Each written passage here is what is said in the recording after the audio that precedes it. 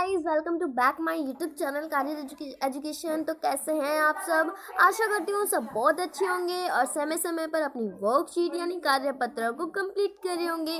तो आज की इस वीडियो में हम करने वाले हैं शिक्षा निदेशालय राष्ट्रीय राजधानी क्षेत्र दिल्ली की तरफ से दी जाने वाली हमारी कार्यपत्र 16, जिसकी क्लास है हमारे पास 7वीं और जिसका विषय हमारे पास सामाजिक विज्ञान और तिथि है हमारे पास 15 सितंबर। ठीक है, 15 सितंबर है और हमारा टॉपिक है समानता। तो अब आप फटाफट अपनी एसएसटी की नोटबुक निकालिए एंड इस पर अपनी वर्कशीट, अपना विषय, अपनी क्लास, अपनी डेट, अपनी टॉपिक ज़रूर डाला करो। ठीक है, हर वर्कशीट में टॉपिक ज़रूर डाला करो ताकि आपको याद करते हुए आसानी हो, क्योंकि इस समय बहुत से बच्चे ये भूल ही जाते हैं कि उनके चैप्टर का नाम क्या है। ठीक है, तो चलिए अब बिना देरी के हम करते हैं वर्कशीट को स्टार्ट।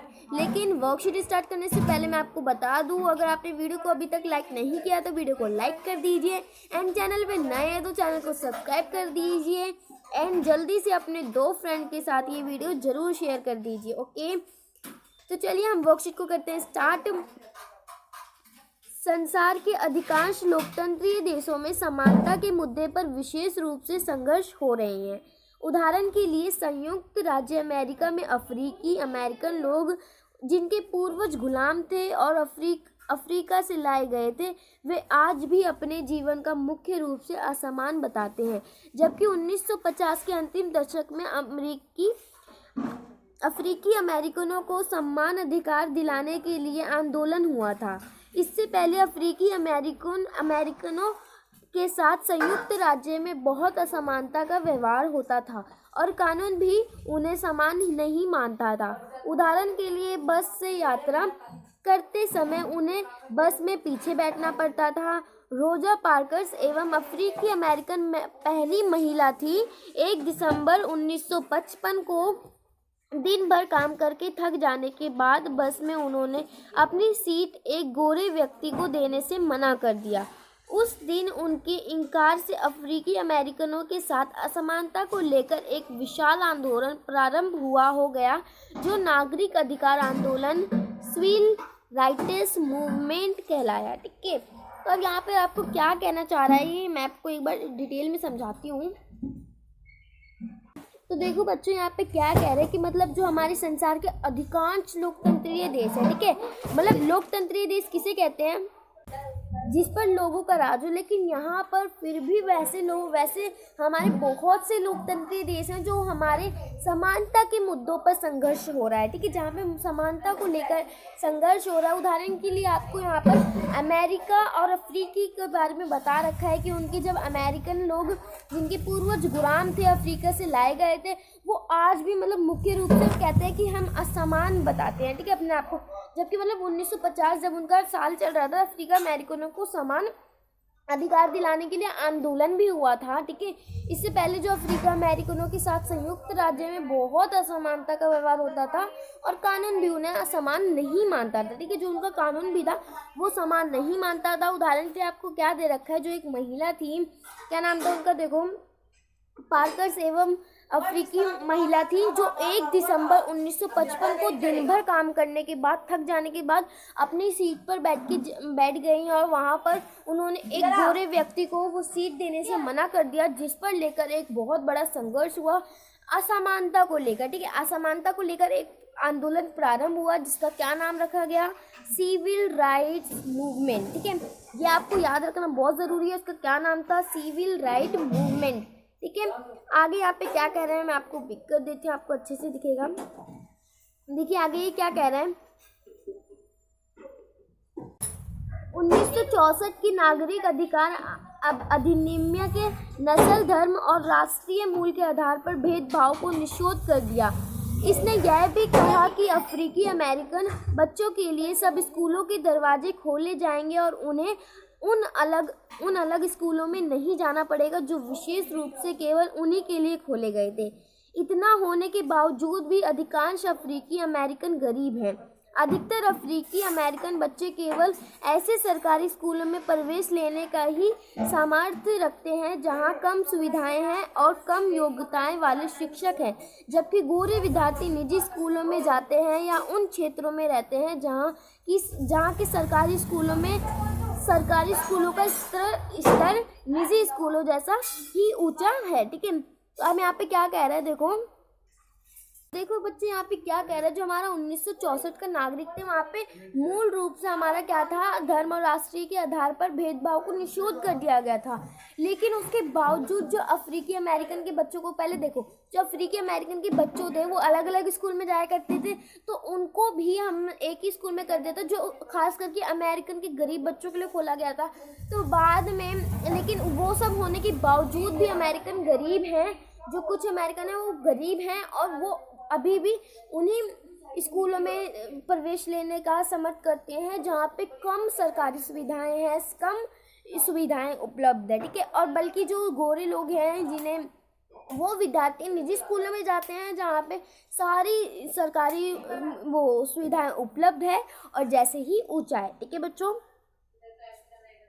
ठीक है, तो आपको देखो यहाँ पर एक डायग्राम दे रखा है। देखो, लोकतंत्र की सम्मुख चुनौती। ठीक है, लोकतंत्र की सम्मुख चुनौती के कितने पार्ट हैं, एक है आर्थिक असमानता और एक है सामाजिक असमानता। ठीक है, अब यहाँ पे किस मुद्दों पे ज्यादातर संघर्ष हो रहे हैं, वो है आर्थिक असमानता और एक है सामाजिक असमानता। ठीक है, लोकतंत्र की सम्मुख क्या चुनौती है, दो चुनौती हैं, एक है आर्थिक असमानता और एक है सामाजिक असमानता। ठीक है, अब देखो आर्थिक असमानता, देखो उसे कहते हैं जो हमारे पास उपलब्ध नहीं है, मान लो जैसे पैसा, घर, ये सब। ठीक है, और सामाजिक असमानता यानी हमारे साथ भेदभाव हो रहा है, उसको बोलते हैं सामाजिक असमानता। ओके, तो आगे हम पढ़ेंगे, देखो यहाँ पर आगे हम पढ़ेंगे भारत के संविधान के अनुच्छेद। ठीक है, तो हम पढ़ेंगे भारत के संविधान के अनुच्छेद 15 के अंश। ठीक है, तो चलिए हम पढ़ते हैं। धर्म, मूल, वंश, जाति, लिंग या जन्म स्थान के आधार पर विभेद का प्रतिशोध। ठीक है, तो चलिए इसको देखते हैं हम। आपका पहला है, राज्य किसी नागरिक के विरुद्ध केवल धर्म, मूल, वंश, जाति, लिंग, जन्म स्थान या इनमें से किसी के आधार पर कोई विभेद नहीं करेगा। जो हमारा राज्य है वो किसी नागरिक को लेकर या उसके धर्म या मूल वंश या जाति या लिंग के उसके आधार पर उससे कोई विभेद नहीं कर सकता। ये सब हमारे संविधान में लिखा गया है। ठीक है, कि कोई भी नागरिक किसी नागरिक के उसको धर्म के लेकर, मूल वंश को लेकर, जाति, लिंग या जन्म स्थान को लेकर कोई भेदभाव नहीं कर सकता। ठीक है, ये एक तरह से कानूनी अपराध है। ठीक है, और दूसरा है हमारा, कोई नागरिक केवल धर्म, मूल वंश, जाति, लिंग या जन्म स्थान इनमें से किसी के आधार पर, देखो यहाँ पर इसमें हमारे दो पार्ट दे रखे हैं इसके भी, दुकानों, सार्वजनिक भोजनालय, होटलों और सार्वजनिक मनोरंजन के स्थानों में प्रवेश, या इसमें भी देखो बहुत रोकथाम होता है। ठीक है, कि यहाँ ऐसे सार्वजनिक मतलब जगहों पर ये जा सकते हैं, ये नहीं जा सकते, तो ये ऐसा भी कुछ नहीं है हमारे संविधान में। ठीक है, एंड खा में है, पुनात या भागता राज्य निधि से पोषित या साधारण जनता के प्रयोग के लिए समर्पित कुओं, तालाबों, स्नान घाटों, सड़कों और सार्वजनिक समागम के स्थानों के उपयोग के संबंध में किसी भी नियत दायित्व, निवृत्ति या शर्तों के अधीन नहीं होगा। ठीक है, हमारे संविधान में ये सब लिखा हुआ है कि ये सब जो है, मतलब तालाब, सड़कों, ये जो भी चीज़ है ये किसी के अधीन नहीं है, ये किसी के अधीन नहीं है, ये सबके लिए है, टोटल सबके लिए है। ठीक है, तो आई होप आप सबको समझ आ रहा होगा। तो आगे हमारा ये क्रियाकलाप दे रखा है हमको। ठीक है, हम क्रियाकलाप करते हैं। हमारे राष्ट्रपति महात्मा गांधी के साथ भी दक्षिणी अफ्रीका में कुछ इसी प्रकार की असमानता का व्यवहार किया गया था। इस संदर्भ में कुछ जानकारी एकत्र करके लिखिए। तो बच्चों, आपने इसकी पढ़ाई होगा या सुना ही होगा। देखो, अभी तक तो आपकी ऐसी चैप्टर में कुछ पढ़ाया नहीं है, लेकिन देखो हमारे जो महात्मा गांधी थे उन्हें भी गोरे लोगों ने बस से उतार दिया था। ठीक है, बस से धक्के मार के फेंक दिया था। अब इसकी पूरी जानकारी आप इंटरनेट से प्राप्त कर सकते हो। आप इनके बारे में सर्च करेंगे तो आपको गूगल पे ज़रूर इसके बारे में जानकारी मिलेगी। ये आप अपनी जानकारी इसको एकत्र करें। ठीक है, ये आपका करना है क्वेश्चन। ठीक है, तो अब आई होप मैंने जितना भी अभी तक पढ़ाया आप सबको अच्छे से समझ आया होगा। तो चलिए अब हम करते हैं इसके क्वेश्चन आंसर। तो देखिए, आपका फर्स्ट क्वेश्चन है यहाँ पर यहाँ पर आपका फर्स्ट क्वेश्चन है, देश में समानता स्थापित करने के लिए कुछ उपाय बताइए। ठीक है, हमारे देश में समानता कैसे स्थापित करें, क्योंकि इतने सारे रूल बनने के बाद भी अभी तक हमारे देश में पूरी तरह से समानता नहीं है। ठीक है, तो उन्हें स्थापित करने के लिए हमें कुछ उपाय बताने हैं। तो चलिए इसका आंसर देख लेते हैं हम। तो देखिए इसका उत्तर आपको यहाँ पे मिलेगा कि हमारे देश में समानता को कैसे स्थापित करें। तो देखिए हमारे देश में समानता का बढ़ावा देने के लिए कुछ उपाय हैं। असमानताओं के बुरे प्रभावों और असमानता के अच्छे प्रभावों के बारे में दूसरों के साथ ज्ञान साझा करना, समानता के संबंध में प्रभावी कार्यक्रम आयोजित करना। तो ठीक है, हमारे लिए इसके क्या उपाय है कि हमें इसके लिए दूसरों से, ठीक है, तो यहाँ पे क्या कह रहा है, हमारा उत्तर नंबर 1 हो जाएगा कि हमारे क्या उपाय हैं। हमारे इसके लिए कुछ उपाय हैं कि हमें इसके बारे में दूसरों से ज्ञान साझा करना चाहिए और इसके लिए आयोजित कार्यक्रम करना चाहिए, ठीक है। अब हम अपना क्वेश्चन नंबर 2 देख लेते हैं। क्वेश्चन नंबर 1 कर लिया। अब हमारा क्वेश्चन नंबर 2 क्या है, देखो, भारतीय संविधान समानता को किस प्रकार सुनिश्चित करता है, वर्णन कीजिए। तो हमें इसके बारे में वर्णन करना है, तो चलिए इसका भी उत्तर देख लेते हैं हम।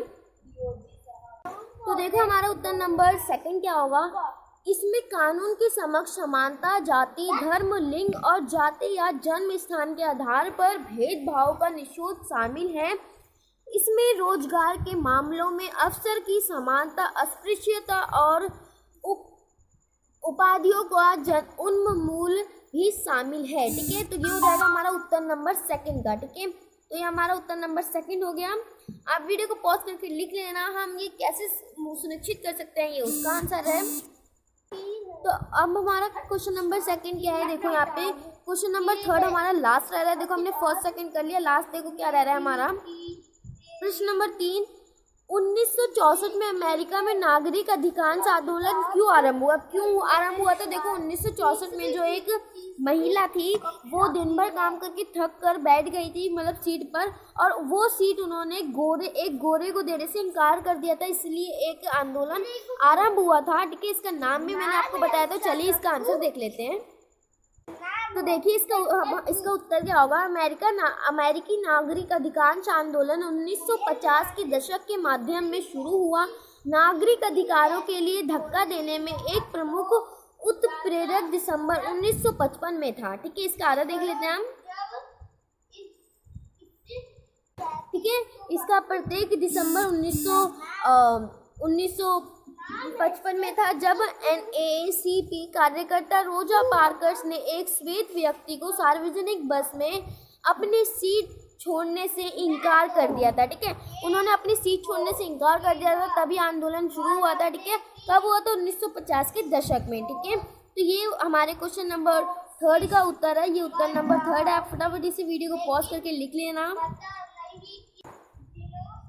तो बच्चे ये थी आपकी आज की वर्कशीट। आपको ये वर्कशीट कैसी लगी आप हमें कमेंट करके जरूर बताना। एंड वीडियो अच्छी लगी तो वीडियो को एक लाइक जरूर करना एंड अपने 2 दोस्तों के साथ ये वीडियो को जरूर शेयर करना, ताकि उनकी भी वर्कशीट करने में थोड़ी हेल्प हो जाए और वर्कशीट को अच्छे से समझ पाएँ। एंड हमारे साथ टेलीग्राम ग्रुप ज्वाइन करने के लिए डिस्क्रिप्शन में दी गई लिंक पर जाकर क्लिक करके आप हमारे साथ टेलीग्राम पे ज्वाइन हो सकते हैं, क्योंकि आने वाले दिनों में हम उस पर बहुत अच्छे कॉन्टेस्ट रखने वाले हैं। इस पर जो विनर होगा उसको हम एक सर्टिफिकेट भी देंगे। तो हम अपने फर्स्ट और सेकंड और थर्ड विनर को सर्टिफिकेट दिया जाएगा।